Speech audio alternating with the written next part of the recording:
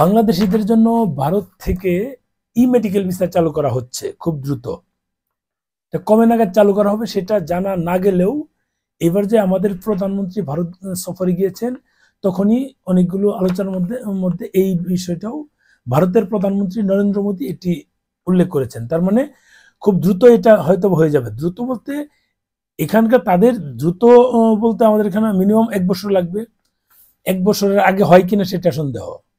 1 বছর পরে যদি হয় ভালো, খারাপ না। আগে তো এরকম অনেক কথা শুনেছি, যেমন এই এনজেপি নিউ জলপাইগুড়ি, এটা আমি প্রায় 1 বছর, প্রায় কি 1 বছর আগে না 100 বছর আগে বলেছিলাম যে এই জেনারেল কিছু পোর্ট দেয়, যেমন হরিদাসপুর, আগরতলা, বিমান, গেদে, এরকম জেনারেল কিছু পোর্ট দেয়, মানে নর্মালি ম্যানুয়ালি যেগুলো দেওয়া থাকে ডিফল্টে, এরকম এনজিপিটাও দিবে। আমি আপডেটটা নিয়েই দিয়েছিলাম।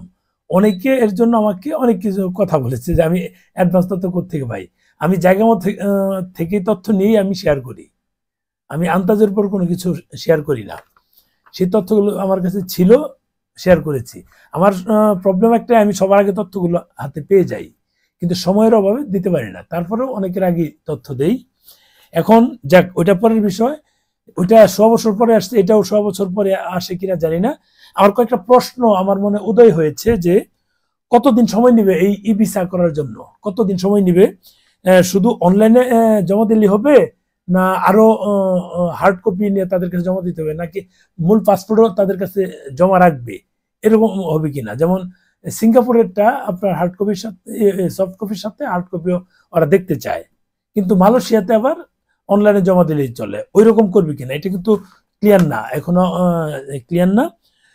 পাসপোর্ট যদি আমাদের হার্ড কপি জমা দিতে হয়, পাসপোর্টকে দীর্ঘদিন ওখানে পড়ে থাকবে কিনা, বর্তমানে যেরকম আছে। পরে মেয়াদ থাকবে কতদিন, এই ই ভিসার মেয়াদ থাকবে কতদিন? 10 দিন, 15 দিন, 1 মাস, 2 মাস, সেটা জানি না, উল্লেখ করে নাই। আশা করব দীর্ঘমেয়াদী যেন থাকে। যেমন মালয়েশিয়ার আমার ভিসা আছে, সেটার মেয়াদ 6 মাস দেওয়া, 6 মাস, কিন্তু single entry visa, single entry. আচ্ছা, এরপরে কি ভিসাগুলো কি সিঙ্গেল এন্ট্রি হবে না মাল্টিপল হবে?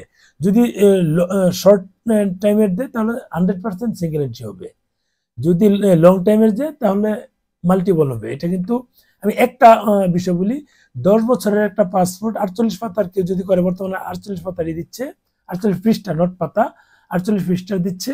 যদি 1 বছরে একজন লোক 5 বার ভারতে যেতে হয়, সিঙ্গেল এন্ট্রি যদি 5 বার দেয় তাহলে 5টা পাতা কিন্তু ওখানে শেষ। আর যাতায়াত তো আরো 5 বার যদি যায়, আরো 5টা একটা দিনে 5টা পাতা শেষ। তার মানে 10 পাতা কিন্তু 1 বছরে শেষ। তাহলে 10 বছরে 100 পাতা আছে। এরকম যদি হয়ে যায় তাহলে একটা প্রবলেম। ওই ক্ষেত্রে যেহেতু ই ভিসা করছে, একটা সুবিধা হলো যে ই ভিসা করলে আমাদের পাসপোর্টের চাপটা কমে গেল, এটা কিন্তু বড় একটা সুবিধা। আমরা এই জেনারেল ভিসাগুলো একটা প্রবলেম ছিল, এটা একটা বড় সুবিধা। আর হাসপাতাল পরিবর্তনের ক্ষেত্রে আমার, এটি কিন্তু আমার প্রশ্ন, হাসপাতাল পরিবর্তনের ক্ষেত্রে যেমন এখন অ্যাপ্লাইট মেরে দিচ্ছে।